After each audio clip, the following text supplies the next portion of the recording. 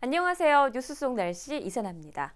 최근 중국발 스모그가 유입되면서 수도권에는 초미세먼지 주의보가 발령되는 등 시민들의 건강이 위협받고 있습니다. 하지만 미세먼지로 조심해야 할 곳 또 있습니다. 하루 평균 700만 명이 이용하는 지하철 내부의 미세먼지 농도가 외부보다 2배 이상 짙은 것으로 나타났다고 하는데요. 오늘 뉴스 속 날씨에서는 이 전철한 미세먼지에 대해서 자세한 이야기 나눠보겠습니다. 스튜디오에 YTN 사이언스 심재훈 기자 나와 있습니다. 안녕하세요. 안녕하세요. 네. 실제 거리의 미세먼지 농도와 지하철 미세먼지 농도 어느 정도로 나타났습니까? 네, 저희 취재팀이 초미세먼지 주의보 예비 단계가 발령된 날 취재팀이 거리로 나가서 직접 미세먼지를 측정해 봤습니다. 거리의 미세먼지 농도가 세제곱미터당 290 마이크로그램으로 나타났습니다. 화면을 보시면요. 지하철 1호선 승강장은 이보다 더 높은 330 마이크로그램으로 나왔습니다.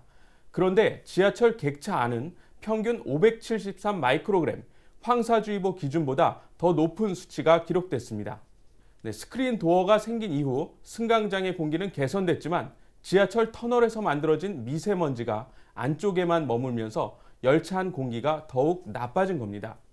지하철 1호선 지하 구간의 경우 강제 환기 시스템이 없어서 미세먼지에 더욱 취약했는데요. 시민 인터뷰 직접 들어보시겠습니다. 지하철의 농어는 약간 좀 탁탁한 것도 있지.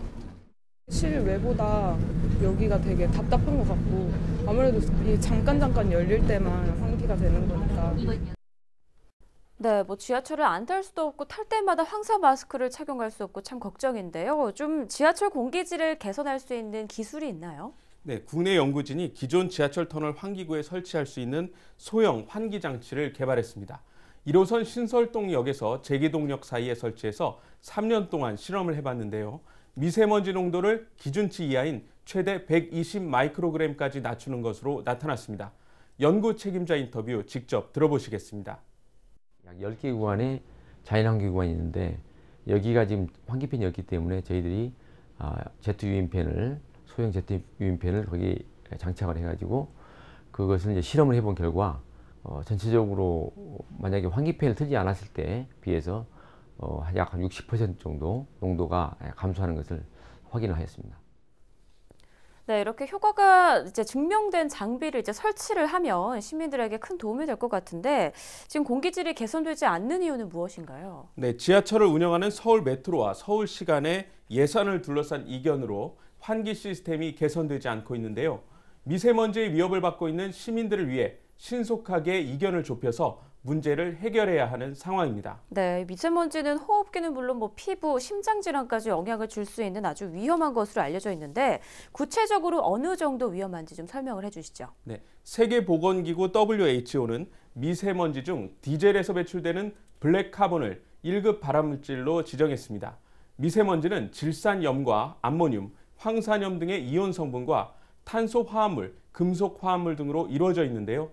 호흡할 때 직접 허파과리까지 도달하는 3에서 10 마이크로미터 사이의 분진이 많기 때문에 호흡기 질환을 악화시키기 쉽습니다.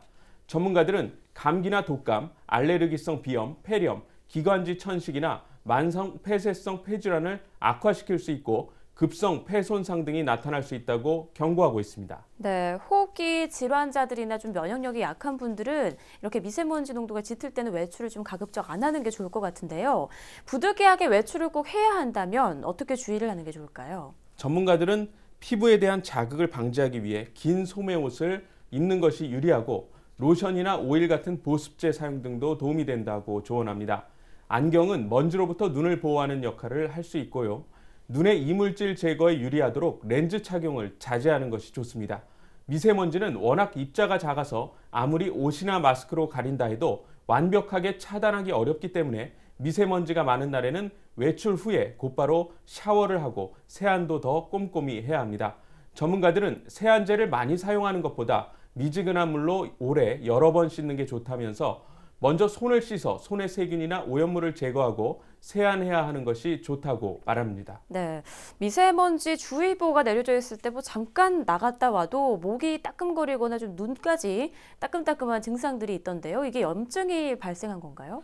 네, 만약 계속해서 목이 잠기고 따가운 증세가 있으면 후두염이나 기관지염을 의심해 봐야 한다고 전문가들은 말합니다. 후두염의 증상이 감기와 비슷해서 제대로 된 치료를 받지 않고 방치해 병을 키우는 경우도 많기 때문입니다. 전문가들은 부득이하게 외출을 할 경우에는 일반 마스크가 아닌 미세먼지 차단 효과가 있는 분진용 특수 마스크를 사용하는 것이 좋고 하루 8잔 이상 수시로 물을 마셔서 성대와 기관지를 촉촉하게 유지시켜 염증 발생을 예방해야 한다고 조언했습니다. 또 목이 잠긴다는 이유로 하는 잦은 헛기침은 오히려 성대에 무리를 주는 행동인 만큼 되도록 하지 않는 것이 좋다고 말했습니다. 네, 반드시 황사 마스크 착용하고 또 물을 8잔 이상 마시는 게 도움이 되는군요. 오늘 말씀 고맙습니다. 지하철 내부의 미세먼지 농도가 미세먼지주의보가 발령된 야외보다 더 높다는 사실 참 충격적이죠. 서울시와 서울 메트로와의 예산 문제 때문에 매일 700만 명의 사람들이 미세먼지 위협에 노출돼 있는 건데요. 분명한 건 돈보다는 사람이 우선이라는 거겠죠. 지하철을 운영하는 서울시와 서울 메트로의 신속한 해답을 기대해 보겠습니다. 뉴스 속 날씨 오늘 준비한 내용은 여기까지입니다. 시청해주신 여러분 고맙습니다.